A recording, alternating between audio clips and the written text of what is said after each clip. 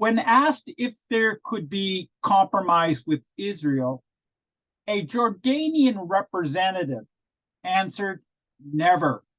We cannot compromise issues with a state which does not exist." And Jordanians were the so-called moderate Arabs. The Arab opposition to any peace negotiation prevented any worthwhile settlement. Historian Michael Oren identifies Arab populist forces and clarifies what was at stake for Israel. The vast array of Arab forces on all of Israel's borders, combined with the anti-Zionist frenzy sweeping the Arab world, produced a momentum for Israel's destruction that no Arab leader could resist. Arab apologists absolved Arabs of any wrongdoing. Some claimed it was Israel's commitment to aggressive acts that forced Egypt to close the Straits of Tiran, the key passageway for Israeli ships to the Indian Ocean. Arabs argued that Israel possessed no legal rights of passage through the straits. More critical of Israel than traditional Israeli historians, new historian Avi Shlam writes that Israeli aggressiveness with Syria was probably the single most important factor in dragging the Middle East to war in June 1967. The Jewish state, built on a mostly secular foundation, offered a stark contrast to the apparent economic and political stagnation of neighboring Arab nations. One 1964 study noted that the record of industrial expansion in Arab states was sobering. In a broader context, many followers of Islam identified Israel as a Western and as foreign. Middle East scholar Bernard Lewis gives a clear picture of the anti-Western hatred of the Muslim Brotherhood with his analysis of Sayyid Qutb, an Egyptian Muslim Brotherhood activist whose preaching and writing warned of the decadency of Western life. To defend itself, Israel sought better relations with Western nations, particularly those willing to sell sophisticated weapons. For years, the Israelis searched for weapons, having no success with the United States due to its embargo on arms shipments to Israel. The Israelis scored the purchase of advanced weapons from France, a country that experienced cooler relations with Arabs due to Egyptian and Arab League support for rebels in France-controlled Algeria. Israel received from France dozens of Mystère 2 and Mystère 4A aircraft, 450 fighter bombers, and dozens of tanks and transports and combat trucks. The Israelis also sought ground-to-air missiles to counteract the Russians supplying Egypt with jet fighters and bombers. In February 1960, the Israeli government wanted to buy Hawk ground-to-air missiles from the United States, a request refused by the Dwight Eisenhower administration. After Egypt launched a successful ground-to-ground missile in July 1962, Prime Minister Ben-Gurion wrote to President John Kennedy, "We are confronted with a unique security problem. It is not our democratic system or our borders and independence alone which are threatened, but our very physical existence is at stake." The following month, Kennedy approved the sale of Hawks, the first American president agreeing to a major arms deal with Israel. With the Algerian War winding down and France returning to its traditional pro-Arab stance, it was important for Israel to have the United States as its major supplier of weapons. The Israelis did not take delivery of the Hawks until 1965, but the earlier approval was a symbolic victory for Israel. Arab nationalism, Soviet intrusion in the Middle East, and concern over Israel's nuclear program had prompted the American government to act in favor of providing Israel with better military assistance. In addition to the Egyptian threat, Israel faced serious problems along the Israel-Syria border, where there were over 400 attacks from late 1956 to early 1962. Most of these incidents against both Israeli army patrols and citizens involved regular Syrian army forces. The Syrians were particularly angry over Israeli projects to divert water from the Jordan River to the Negev, thus advancing Israel's political goals of economic independence and the absorption of masses of immigrants. Conflict escalated in 1964 when the Syrians began construction to divert water of the Jordan River with the planned outcome of preventing water to flow into the Sea of Galilee, the freshwater reservoir the Israelis depended on for water supply. The water issue played a significant part in the Israeli and Arabs going to war in 1967.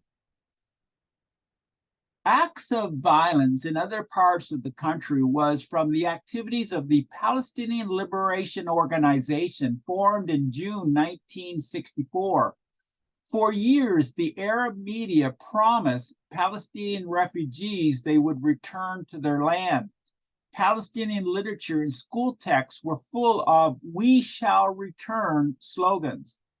One 1964 study of Palestinians found that refugees refused attempts to raise their standard of living, fearing improvement would be a sign of accepting permanency. By the 1960s, a revolution generation pushed for more action towards the goal of the return.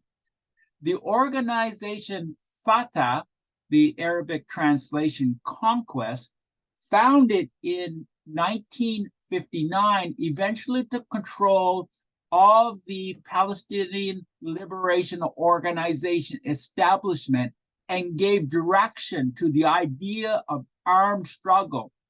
It launched its first Israel raid on January the 1st, 1965.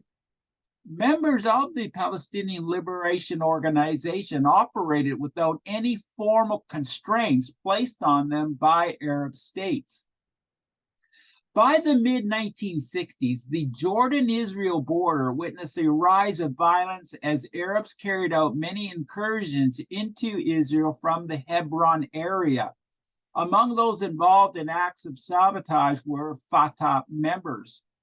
The Israeli attack on the Jordanian border settlement Samu on November 13, 1966, proved to be a decisive moment in the march to war, mainly due to the rupture of the spirit of détente between Israel and Jordan, resulting in King Hussein shifting his foreign policy to favor Egypt. For Hussein personally, the alliance with President Gamal Nasser was distasteful, but he had to act on his perception that Israel sought to take the West Bank from Jordan. One notable crisis in the West Bank occurred in 1963 when Palestinian protesters hostile to the Jordanian Authority demonstrated their support for Nasser in violent demonstrations. In clashes with the Jordanian army, 13 protesters died and about 100 required medical treatment.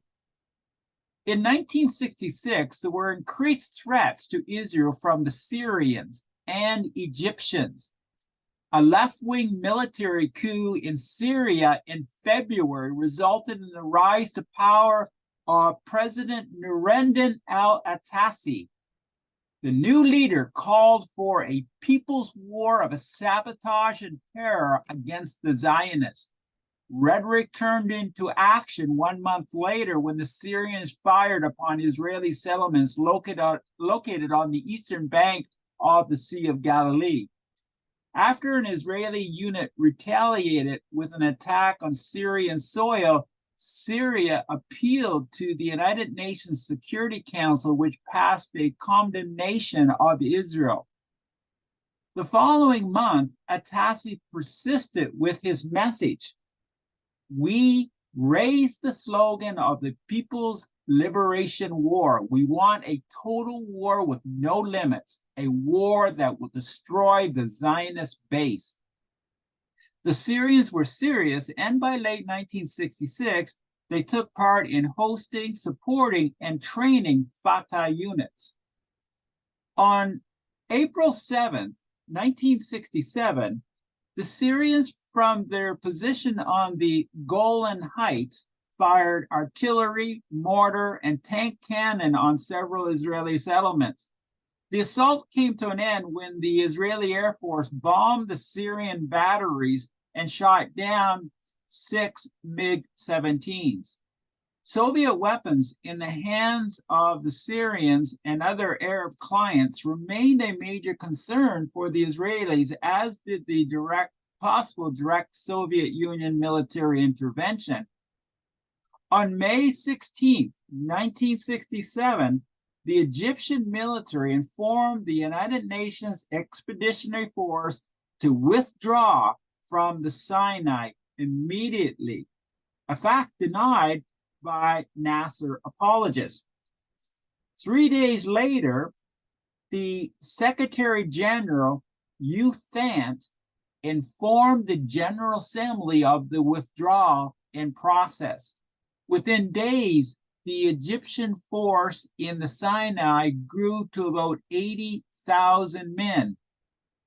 On May 22nd, President Nasser declared that no Israeli flagships would be permitted passage through the Aqaba Gulf.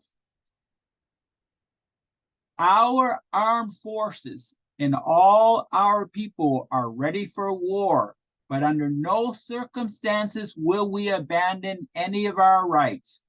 This water is ours, declared Nasser. Both Egyptian and Israeli leaders understood that this was tantamount to a declaration of war. Historian Michael Oren points a bleak picture of what would happen if the Arabs were victorious. Even Hussein and Nasser lacked the power to rein in their forces once they vanquished the Israeli Defense Forces and occupied Israeli territory. In late May, an increasing number of American Jews voiced their fear for Israel's survival. Abraham Heschel, professor of Jewish ethics, wrote, "The darkness of Auschwitz is still upon us. Its memory is a torment forever. In the midst of that darkness, there is one gleam of light. It's the return of our people to Zion. Will he permit this gleam to be smothered?" End of quote. In the Sinai, there were 7 Egyptian divisions apparently amassed for attack. One Egyptian general declared, "In 5 days, we shall liquidate the little state of Israel." A Syrian general predicted that Egypt and Syria will be able to destroy Israel in 4 days at the most. Time was running out. A worried Abba Eban, the Israeli foreign minister, took stock of the situation. We looked around and saw the world divided between those who were seeking our destruction and those who would do nothing to prevent it. But it was the Israelis who struck first. On the morning of June 5th, Israeli bombers flying extremely low to evade Egyptian radar reached Egypt and destroyed most of its air force in a surprise attack. In a remarkable achievement, Israel began the war with 90% of its planes operational. Next was the spectacular victory by Israeli ground troops who took control of the Gaza Strip and the Sinai Peninsula from the Egyptians. Egyptian media boasted the success of the Egyptian military, including one story of Arab fighters in the streets of Tel Aviv spreading, quote, death. All such stories were fiction. Israel experienced victories on all fronts. Although there was a preemptive strike on Egypt, Israel used all channels to assure King Hussein of his peaceful intentions with Jordan unless the Jordanians attacked Israel. Hoping to avoid war with Jordan, Israel endured 3 hours of Jordanian shelling and tank movement towards northwest Jerusalem before it made the decision to counterattack. Orn explains that Hussein had no other reasonable options. Jordan's Palestinian majority demanded action, and a Nasser defeat of Israel without Hussein's would likely mean Hussein's death by the Egyptians. After a brief spell of war fever, Hussein correctly assessed the hopelessness of Jordan's military position. Dramatic was the Israeli acquisition of East Jerusalem and the West Bank. Before the war ended on June 10th, the Israelis also captured the Golan Heights from the Syrians. To make sense of such a terrible loss, many Arabs believe that the United States assisted Israel to defeat the revolutionary Arab regimes which had refused to be part of the Western sphere of influence. Possession of Old Jerusalem caused much joy. Defense Minister Moshe Dayan visited the Wailing Wall, and upon leaving the Temple Mount area, he declared, "We have returned to the holiest of our sites, and we never again be separated from it. To our Arab neighbors, Israel extends the hand of peace, and to the peoples of all faiths, we guarantee full freedom of worship and of religious rights." End of quote. In the previous years, the Jordanians had dynamited all but one synagogue of 35 in the old city, and they removed many thousands of tombstones from an ancient cemetery to use for construction purposes. In late June, the barriers in Jerusalem separating Arab and Jewish sections came down. Israeli troops destroyed sniper nests and walls, dismantled checkpoints, and cleared barbed wire and landmines. It was the first time in Jerusalem since 1948 that Arab and Jewish residents faced each other in open space. To the UN Security Council, Abba Eban explained that the Israeli control of all Jerusalem provided the inhabitants of all parts of the city social, municipal, and fiscal services. The Knesset's imposition of Israeli law in eastern Jerusalem was the first step in securing complete and absolute sovereignty in East Jerusalem. But the annexation was a major offense to Arabs and many in the international community. Israeli military success and the acquisitions of the Gaza Strip and the West Bank generated much excitement. For its part, Israel's government sought to avoid any unnecessary interference with the local West Bank population. Israeli leaders desired better economic and trade relations, which included employment in Israel for West Bank Palestinians. West Bank Palestinians had free entry into Israel. Israeli soldiers were to treat the West Bank residents with respect, and there was no restriction on listening to and viewing Arab radio and television broadcasts. Israel's policy on Palestinian terrorism was to focus only on those directly responsible for terrorist acts.